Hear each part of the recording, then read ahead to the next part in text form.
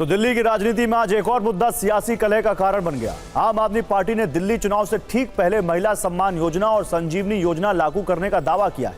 सोमवार से इन दोनों ही योजनाओं के तहत लाभार्थियों का रजिस्ट्रेशन भी लगातार हो रहा है। महिला सम्मान योजना में 18 साल की सभी महिलाओं को हर महीने 1000 दिए जाएंगे। चुनाव के बाद रकम बढ़ाकर 2100 कर दी जाएगी। जबकि संजीवनी योजना के तहत दिल्ली के अस्पतालों में बुजुर्गों का मुफ्त इलाज कराए जाने का वादा किया है। लेकिन आज आपके इन दोनों वादों पर दिल्ली सरकार ने ब्रेक लगा दिया। दिल्ली सरकार के महिला एवं बाल विकास विभाग ने अखबारों में विज्ञापन देते हुए जनता को सावधान किया और नोटिस जारी करते हुए कहा कि एक राजनीतिक दल की ओर से मुख्यमंत्री महिला सम्मान योजना के तहत 2100 रुपए मासिक देने का जो वादा किया जा रहा है, विभाग की ओर से साफ किया जाता है कि दिल्ली सरकार की ओर से ऐसी किसी योजना को अब तक नोटिफाई तक नहीं किया गया है। दिल्ली की जनता ऐसे वादों पर भरोसा न करे क्योंकि ये भ्रामक है। महिला एवं बाल विकास विभाग ऐसी किसी भी देनदारी या धोखाधड़ी के लिए जिम्मेदार नहीं होगा। दिल्ली महिला एवं बाल विकास विभाग के इस नोटिस की तर्ज पर ही स्वास्थ्य एवं परिवार कल्याण विभाग ने भी अखबारों में विज्ञापन दिया और जनता से अपील की कि दिल्ली सरकार संजीवनी नाम की कोई स्कीम नहीं चला रही है। कार्ड बनाने के नाम पर लोगों को अपनी निजी जानकारी नहीं देनी चाहिए। आपको जानना चाहिए कि दिल्ली में आपके इन दो ऐलानों के बाद ही अब तक करीब 13 लाख महिलाओं ने मुख्यमंत्री महिला सम्मान योजना के लिए रजिस्ट्रेशन कराया है, जबकि करीब 1.5 लाख बुजुर्गों ने संजीवनी योजना के तहत रजिस्ट्रेशन करवाया है। अब आप सोच रहे होंगे कि दिल्ली सरकार में तो आम आदमी पार्टी बैठी है, आम आदमी पार्टी की ओर से दोनों योजनाएं लाने का वादा किया गया है, फिर दिल्ली सरकार की ओर से ही ऐसी किसी भी योजना को फर्जी बताकर खारिज भी कर दिया गया। आखिर यह कैसे संभव है? तो ये राजनीति भी आपको समझाते हैं। आम आदमी पार्टी के संयोजक और पूर्व सीएम अरविंद केजरीवाल ने मुख्यमंत्री आतिशी के साथ मिलकर एक प्रेस कॉन्फ्रेंस की और दिल्ली सरकार के विभागों की ओर से ऐसे नोटिस के पीछे दिल्ली के एलजी का हाथ बता दिया।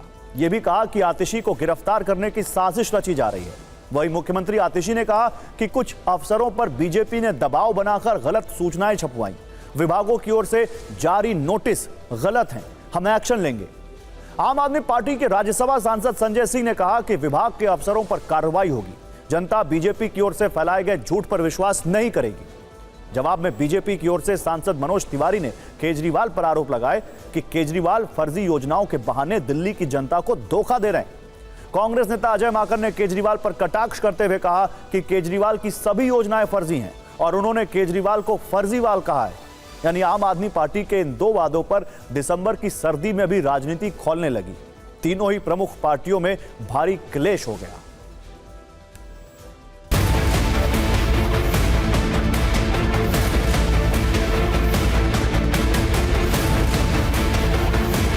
ईडी, सीबीआई और इनकम टैक्स तीनों एजेंसीज की मीटिंग हुई है और उस मीटिंग में ऊपर से आदेश आए हैं कि कुछ भी फर्जी केस करके दिल्ली की सीएम आतिशी जी को गिरफ्तार किया जाए। आज अखबार में ये सूचना निकाली गई कि महिला सम्मान ऐसी कोई योजना नहीं है, जबकि दिल्ली सरकार का कैबिनेट डिसीजन है। दिल्ली सरकार का ये नोटिफिकेशन है इस कैबिनेट डिसीजन का। उसके बावजूद भारतीय जनता पार्टी ने कुछ अफसरों पे दबाव बनाया है।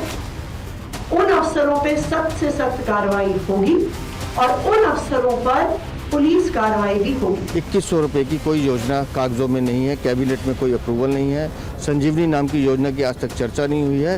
तो जो योजना दिल्ली सरकार के पास है ही नहीं, तो उसका ढोल पीटने का क्या मतलब है? कुर्ता फाड़ रहे हैं जब से ये योजना लागू हुई है, तो मैं उनको कुर्ता भेंट कर सकता हूँ। कुर्ता मत फाड़ो भाजपाइयों, ये योजना लागू होगी। जिसने एडवर्टीजमेंट निकाला है कि जनता के साथ फ्रॉड हो रहा है, वो दिल्ली सरकार का ही डिपार्टमेंट है, भाजपा नहीं है। देखो, अरविंद केजरीवाल वो नियमों को मानता नहीं है मगर जानता जरूर है। उनको पता चल चुका है कि आतिशी फंस गई।